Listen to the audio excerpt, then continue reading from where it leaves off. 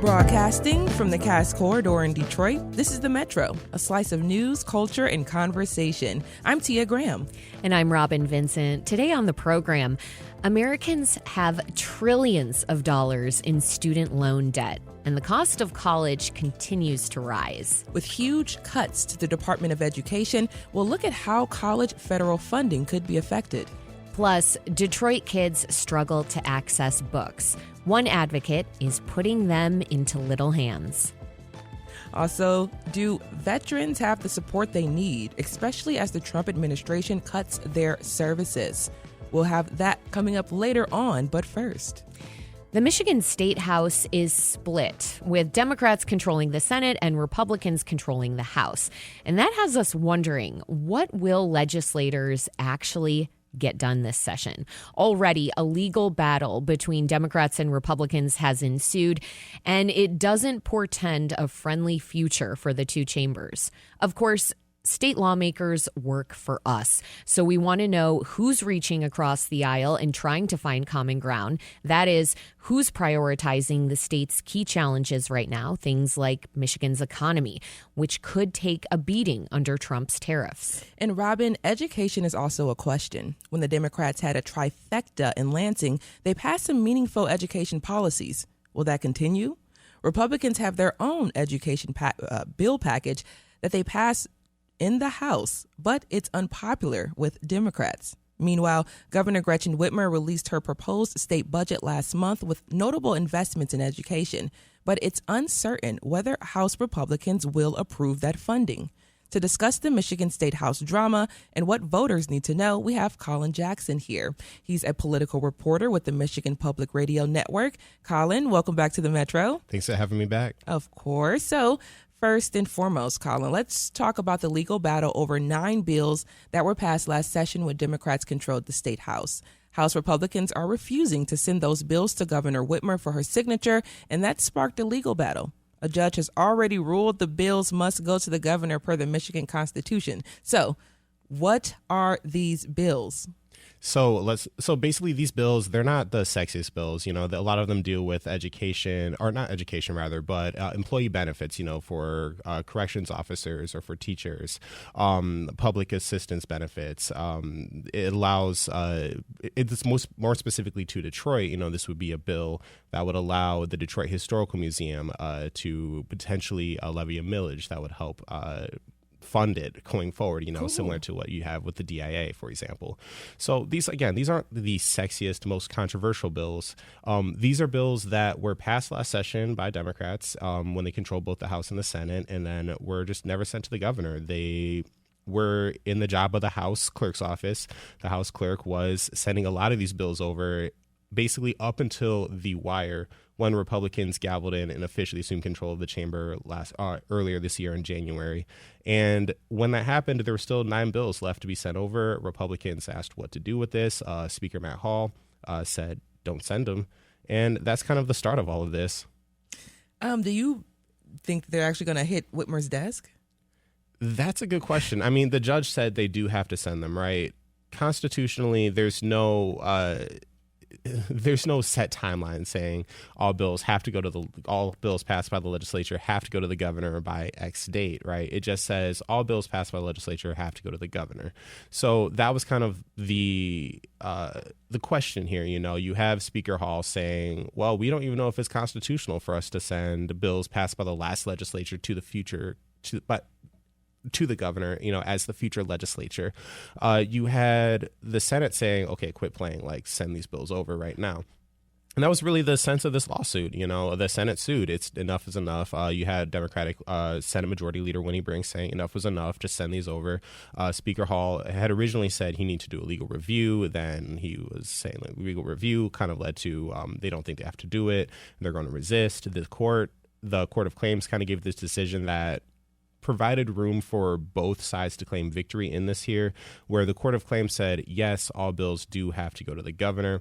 And, you know, if you kind of read between the lines, there's a sense that there could have been a deadline in there, which is typically statutorily, the governor's supposed to have 14 days before the laws are supposed to take effect to consider them. So that would have been last week. If you look for a deadline within all of that, Clearly, the House did not send those bills over to the governor.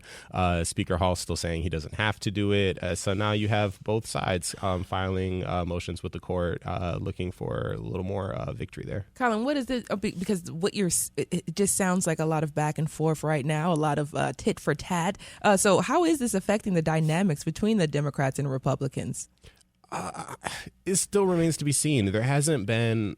I mean, the biggest thing that the legislature has done so far this year has been dealing with the sick leave and minimum wage policies, which, just a quick refresher on that, Michigan's sick leave policies and minimum wage policies were set to change. It became a big point of concern for business groups, restaurant owners, et cetera. Despite a lot of contention between the two chambers, especially over a very contentious issue, both chambers were able to negotiate a deal and hash it out at the very last second, right ahead of that deadline kicking into effect. So for the majorist things, you get the sense that there is still the possibility, there's still communication between both chambers. That being said, for other things, like a roads plan, for example, we'll see where those negotiations go and kind of where those the dynamics change. And that plan, speaking of the road plan, last week, a Republican plan to fund road repairs passed in the Michigan House, and it would invest $3 billion in roads. Take us on a ride through the ins and outs of this bill. What should Michigan drivers know about it?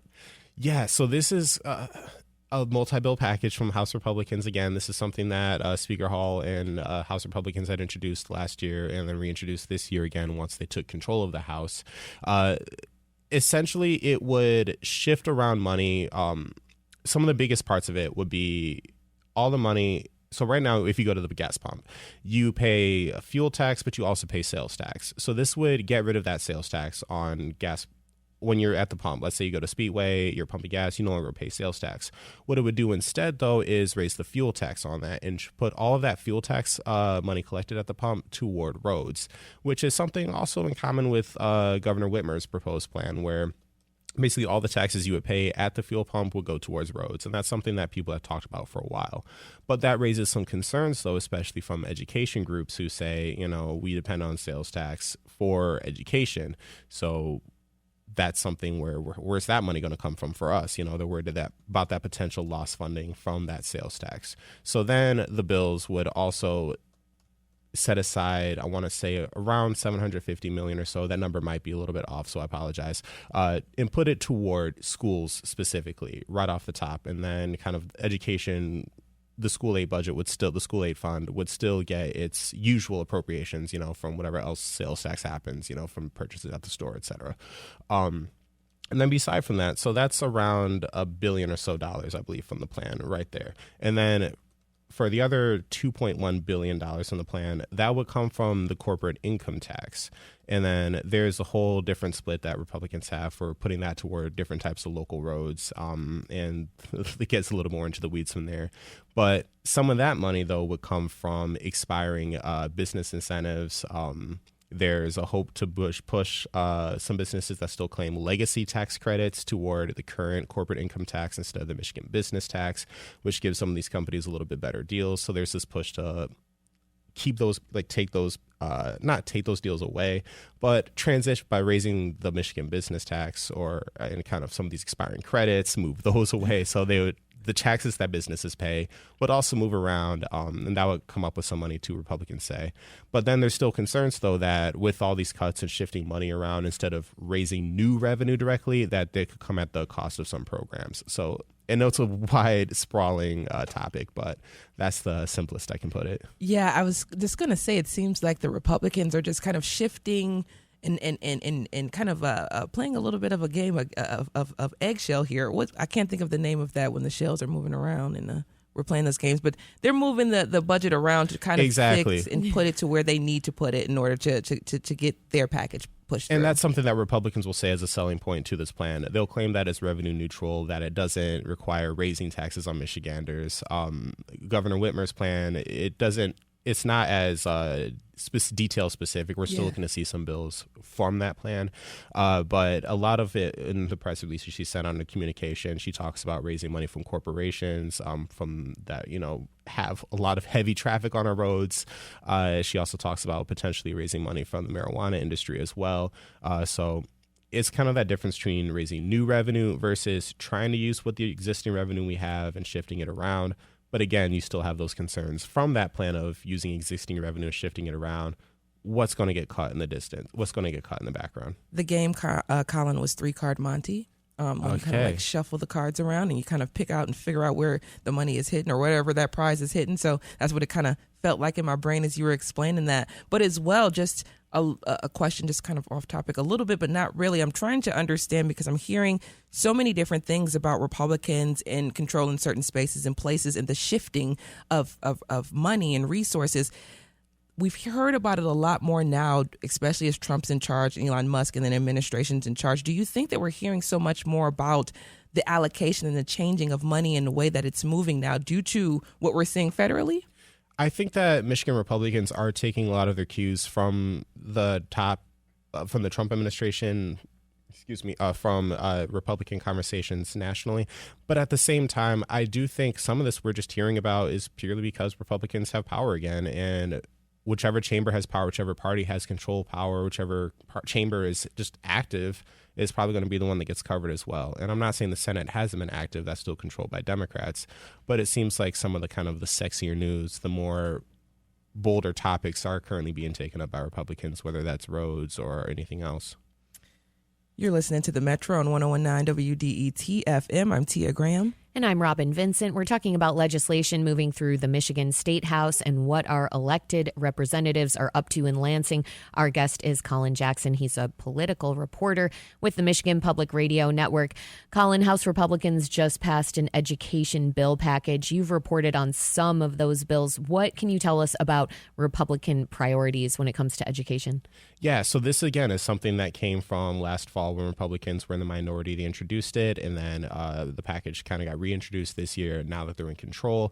Some of the bigger, this is kind of a sprawling package. Some of the smaller things have already been taken up. A few weeks ago, they passed a bill that would kind of make it easier to become a teacher, allow school districts, I believe, to have a little more control over that process, over who gets licensed.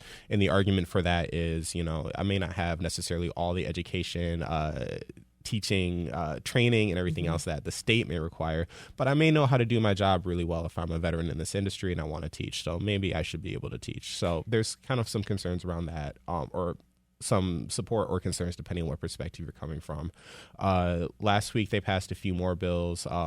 One of them would be making it a little bit easier to find school performance data, require districts to post links to that data on their website. The state does already have right. They post all of this information already online. It is already posted, and the bills would require a link to that on the school district website. Speaker Hall has criticized that data, saying it's hard to find or inaccessible, and it would make some a little bit tweaks to how comparable that data is.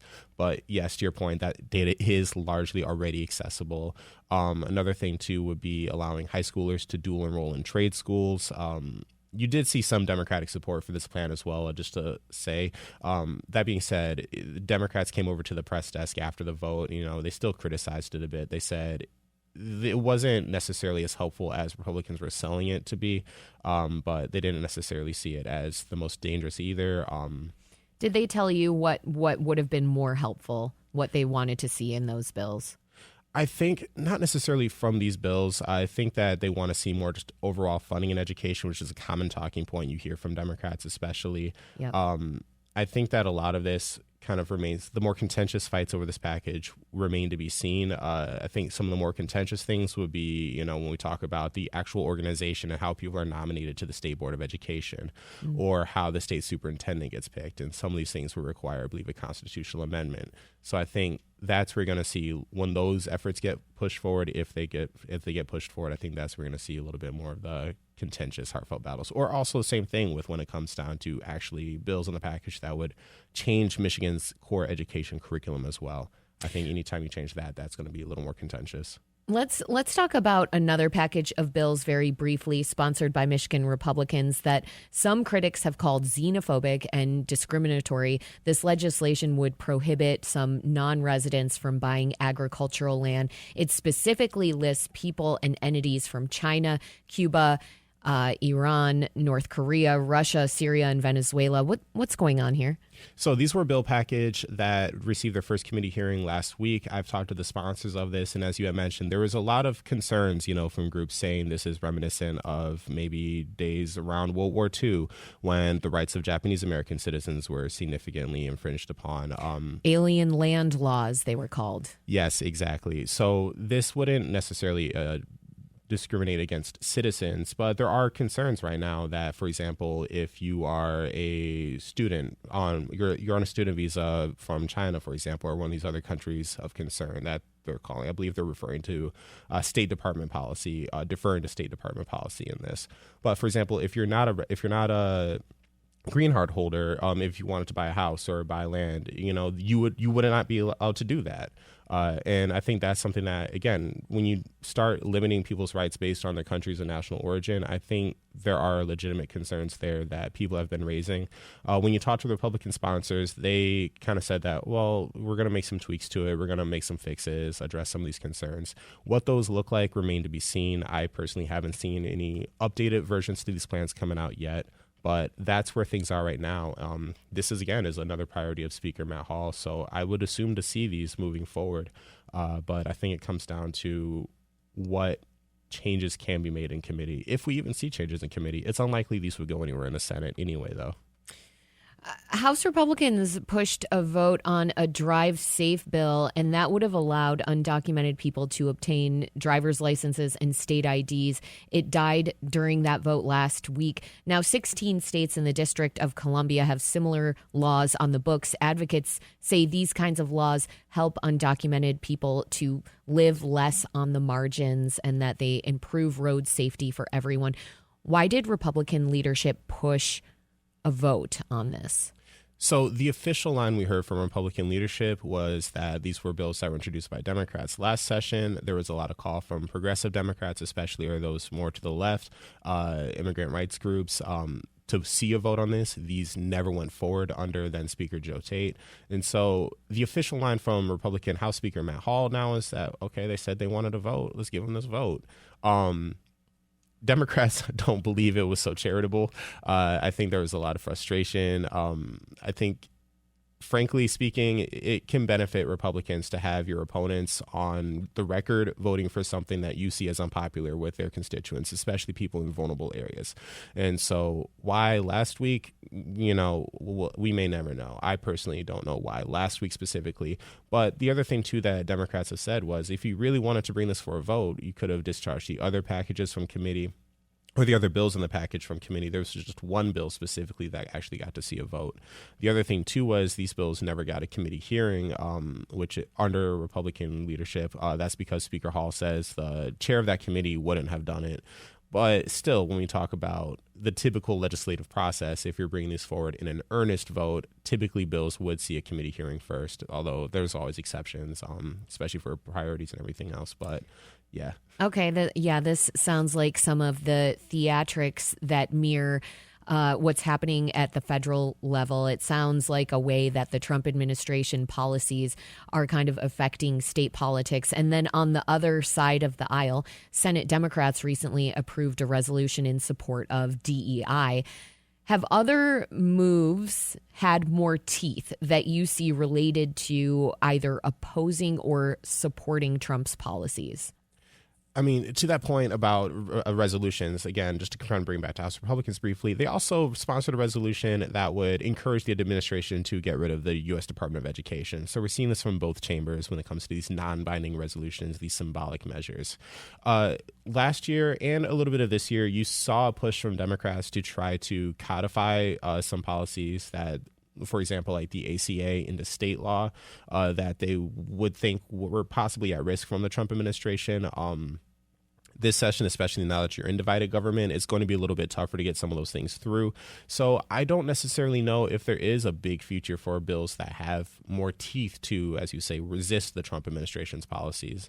And similarly, I think for what you want to see from what House Republicans will want to see, I don't think that, they may pass these bills from their own chamber, But that's it. They would likely die in the Senate because you have this underlying tension that we talked about earlier from just the Senate literally suing the House right now in court, and that's still playing out. But then you also just have these ideological fundamental differences in what should happen with government. Colin Jackson reports on politics for the Michigan Public Radio Network, of which WDET is a member. Colin, thank you for joining us on the Metro. Thanks so much for having me.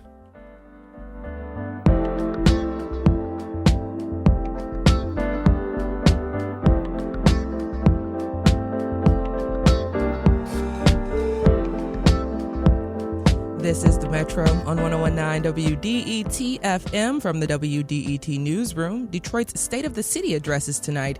It's the final speech for Mayor Mike Duggan, who is running for the governor's seat as an independent. Duggan will give his speech inside Michigan's second largest building, the new development at the former Hudson department store site. The speech is at 7 p.m. and you can listen live on WDET.